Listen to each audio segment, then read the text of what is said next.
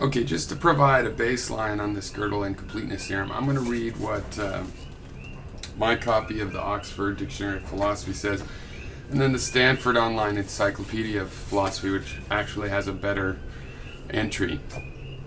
And this will help me because often I'm trying to talk in reference to what the consensus is, say, in philosophy. I don't agree with it, and people get confused between me saying my ideas and the consensus of philosophy. Okay, these are both two pretty good resources. All right, Kurt Gödel, 1906 to 1978, mathematical logician.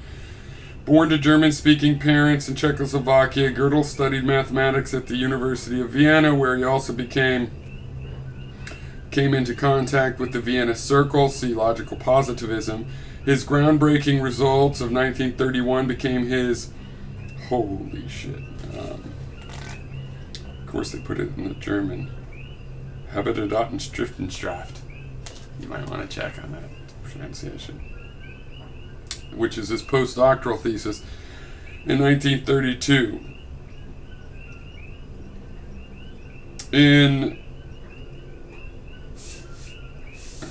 It says see Gödel's theorems, but I'm not going to. We're going to look at the Stanford thing for that. In 1938, Gödel emigrated from Austria to America and subsequently worked at the Institute for Advanced Studies at Princeton. Gödel's achievements were also synonymous with those of mathematical logic in the middle years of the 20th century. They included the proof of the completeness of the first-order predicate calculus and the groundbreaking results commonly referred to as Gödel's theorems. His proof that no system can show its own consistency effectively put an end to the Hilbert program, although Gentz's proof that if transfine induction is allowed, the consistency of arithmetic can be demonstrated, afforded a kind of consolation to Hilbert himself. Transfinite induction. Let's look that up real quick. Okay. Transfinite induction. Transfinite induction, the proof schema corresponding to ordinary mathematical induction taken into the transfinite, i.e. defined over orderings that may be larger than the standard ordering of the set of all natural numbers. Gentzen, which is weird in itself, okay. Gentzen showed that if this operation is allowed, involving a relaxation of the finitary methods of theories subject to Gödel's incompleteness theorem for arithmetic, we may prove the consistency and completeness of arithmetic.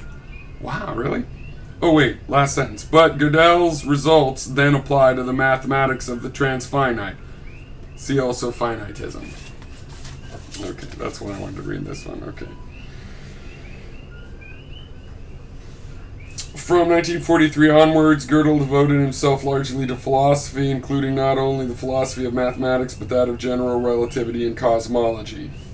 And it goes on, and he went a little bit nuts at the end there. Okay. So, for the theorems itself, and I'll skip the biography. I could have typed this in ahead of time. I just typed in Gödel and Stanford.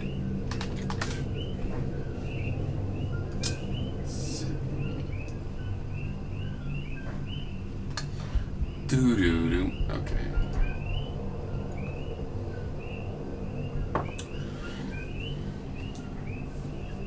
Okay, mathematical work. Skipping the biographical sketch. This is section 2 here. Below is an examination of some of Gödel's main contributions in logic and set theories. Reading from plato.stanford.edu now.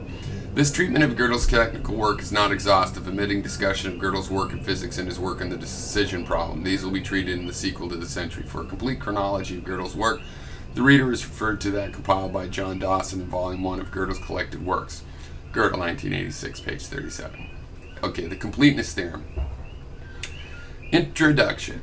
The completeness question for the first-order predicate calculus was stated, and this is Aristotle's logic, basically, was stated and is related to arithmetic. Was stated precisely and in print for the first time in 1928 by Hilbert and Ackermann in their text Grundzüge der theoretischen Logik. Hilberman and Ackermann, 1928, a text with which Gödel would have been quite familiar. The question Hilbert and Ackermann pose is whether a certain explicitly given axiom system for the first-order predicate calculus, quote, is complete in the sense that from it all logical formulas that are correct for each domain of individuals can be derived. Okay, Gödel proved that they could, that it was complete first-order logic. So, theorem 1 of that is that every valid logical expression is provable. Equivalently, every logical expression is either satisfiable or refutable. A logical expression in Gödel's terminology is a well-formed first-order formula without identity. An expression is refutable if its negation is provable, valid if it is true in every interpretation, and satisfiable if it is true in some interpretation. So that's the completeness theorem that I read before. I'll reread. Every valid logical expression is provable. Okay, so that's what's not true of second-order logic. There's valid logical expressions that aren't provable. Okay. I don't think you want me to go through all of this stuff. Okay. An important consequence of the completeness theorem. A theory is said to be categorical if it is only one model up to isomorphism. It is that's not pi. It is lambda categorical. I don't know what the fuck that is actually. Lambda. If it is only one model of cardinality, Greek symbol, up to isomorphism. I have no idea what that just meant. Yeah, the categoricity fails for piano arithmetic and for Frenkel set theory. Okay, lots of technical stuff. 2.2, the incompleteness theorems. Gödel mentioned the possibility of the unsolvability of a question about the reals already in his 1929 thesis. In arguing against the formulist principle of Hilbert's, that consistency is a criterion for existence. In fact, giving a finitary proof of the consistency of analysis was a key desideratum of what was then known as the Hilbert program, along with proving its completeness. Accordingly, it was Gödel's turn to these questions, especially the first, which led him to the two incompleteness theorems. The first incompleteness theorem provides a counterexample to completeness by exhibiting an arithmetic statement which is neither provable nor refutable in piano arithmetic, though true in the standard model. The second incompleteness theorem shows that the consistency of arithmetic cannot be proved in arithmetic itself. Thus, Gödel's theorems demonstrated the infeasibility of the Hilbert program if it is characterized by those particular desiderata, consistency and completeness. So the way I see this is that Hilbert was trying to prove you could build that constraint system with first-order logic itself. As an aside, von Neumann understood the two theorems this way, even before Gödel did. In fact, von Neumann went much further in taking the view that they showed the infeasibility of classical mathematics altogether.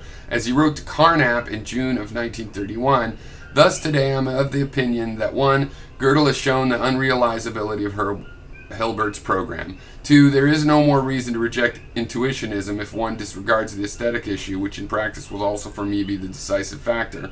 Therefore, I consider the state of the foundational discussion in Königsberg to be outdated, for Gödel's fundamental discoveries have brought the question to a completely different level. In the previous fall, von Neumann had written to Gödel in even stronger terms. Thus, I think that your result has solved negatively the foundational question. There is no rigorous justification for classical mathematics. Okay, it's a very big article. It goes to the first incompleteness theorem, its proof, and the second incompleteness theorem. So, I originally was going to read the whole, word for word, the whole first section, but I think that would be unnecessary now. But I would like to refer to this, so if you want to read this, or refer to it, or anyway, it's good to have a baseline, of what logicians and mathematicians have said. Not that we have to accept every single thing. Okay, cheers.